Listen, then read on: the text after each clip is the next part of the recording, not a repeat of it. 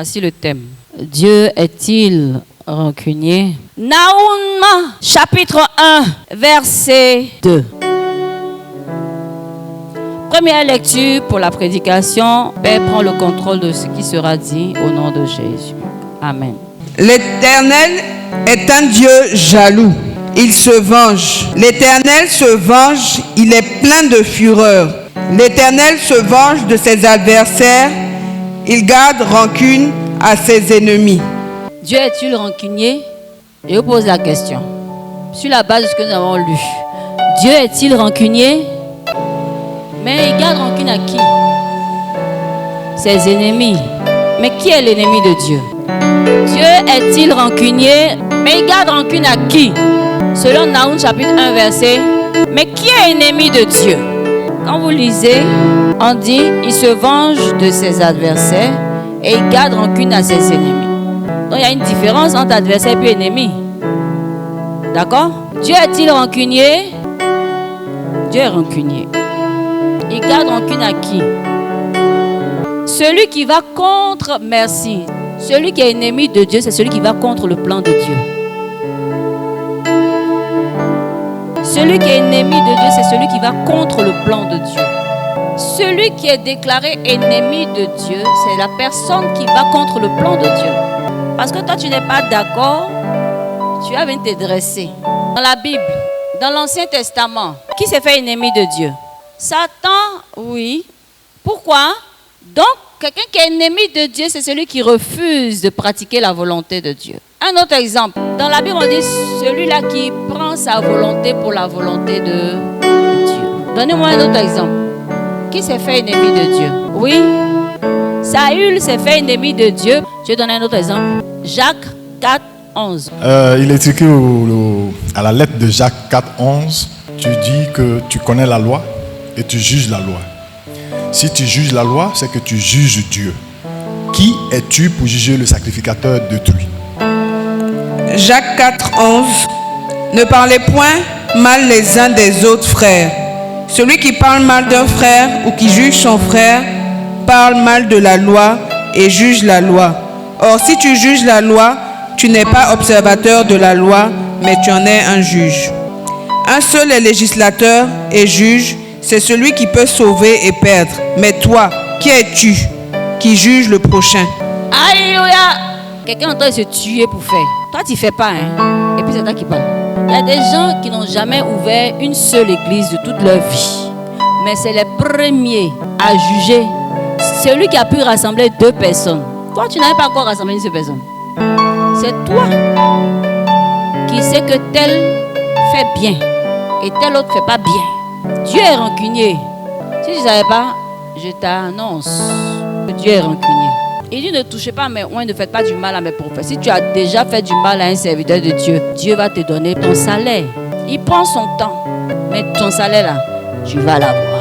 Et il dit, on ne touche pas l'œuvre de Dieu. On ne touche pas l'église. Tu as fait ton wole jusqu'à... C'est sur l'église que tu es arrivé. Mais le jour, il était avec Dieu. Et puis Dieu lui a dit, va ouvrir une œuvre. Tu n'étais pas là-bas. Le jour, Dieu lui a dit que cette œuvre s'appelle comme ça. Tu n'étais pas là-bas. Et puis toi, ton travail, c'est de dire aux gens de quitter ce que Dieu a bâti de ses mains. Sous prétexte que quoi? Tu as fait un songe. Donc ton songe là est législateur alors de ce qui concerne Dieu.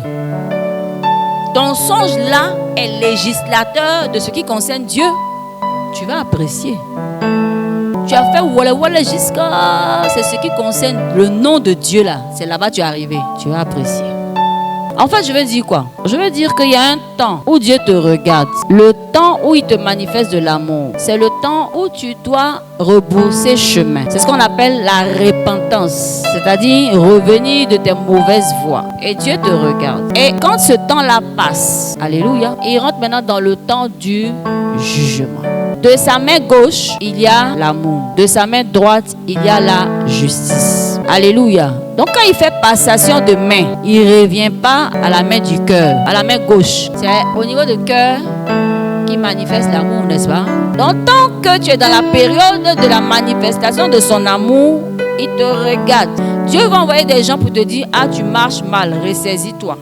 il va te parler, toi-même en songe, pour te dire ressaisis-toi. Mais quand il va passer à l'autre main, à la main de la justice, c'est là que ses yeux deviennent rouges. Et quand les yeux de Dieu deviennent rouges, qu'est-ce qui se passe? Il se venge. Alléluia. Il se venge. En fait, tous ceux qui ont fait du mal à l'œuvre de Dieu, que ce soit ici ou ailleurs, je vous annonce que c'est le temps de faire la repentance, de demander pardon à Dieu, parce que vous avez diffamé tel ou tel serviteur de Dieu sous une base ou une autre. Demandez pardon. Amen. Vous avez poussé des gens à quitter l'église parce que vous avez fait des songes, vous avez fait des quoi. Demandez pardon. Dieu est rancunier. Parce que ce qui tient au cœur de Dieu, tu as touché. Tu as apprécié. Alléluia. C'est qui l'adversaire? C'est qui l'ennemi? Amen. L'adversaire là, c'est qui? Il y a un monsieur qu'on appelle monsieur Satan, qui est notre adversaire, qui est notre ennemi, le diable, n'est-ce pas? Maintenant, sa particularité, il ment. Alléluia. Donc, ceux qui mentent sont automatiquement fils du diable, automatiquement fils de l'adversaire, fils de monsieur Satan.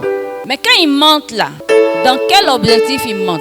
Pour salir la réputation de l'église, pour salir la réputation des oints de Dieu, pour salir le témoignage. Pourquoi? Parce qu'ils ont un objectif: faire le travail de leur père, qui est de détruire l'intégrité des hommes de Dieu, des femmes de Dieu, des serviteurs de Dieu, des servantes de Dieu, de l'église. Parce qu'ils ont bien appris, ils ont appris qu'un royaume divisé ne peut subsister. Donc comment ils vont faire pour nous diviser? Ils mettent en œuvre ce qui est nécessaire pour réussir leur mission. Ce n'est pas tous ceux qui viennent à l'église qui viennent adorer et louer Dieu. Il y en a qui viennent spécialement pour détruire. Et quand ils viennent, comment ils vont s'arranger pour faire partie de tel ou tel frère que le pasteur apprécie? Il sait que tu apprécies telle brebis, bien tel. En même temps, un mouvement se met en place. Le pasteur sera affligé, le pasteur sera touché. Qu'est-ce qui va se passer? Ils acclament là-bas. Oh, on a réussi. On a réussi. Dieu est rancunier. Tu as fait du mal à son travail, à son ministère, à son église. Il va aussi s'occuper de toi. Je prends l'exemple de Balaam. Il a dit, il ne faut pas maudire Israël. Celui qui maudit Israël sera maudit. Balaam a tout fait pour aller donner une prophétie. Le Seigneur même, avant même qu'il n'aille donner cette prophétie, il a utilisé l'âne pour le bloquer, pour lui parler. Mais Balaam n'a pas laissé parce qu'il voyait l'argent devant. Mais plus loin, quand vous lisez, Dieu a frappé Balaam. Ceux qui ont eu la chance de trouver ce passage-là, ils savent de quoi je parle. Plus loin, le Seigneur a frappé Balaam. Balaam est mort. Il a laissé, quand Balaam même a oublié, là, il a tombé sur lui. Parce que Dieu a décidé de restaurer l'image de son église.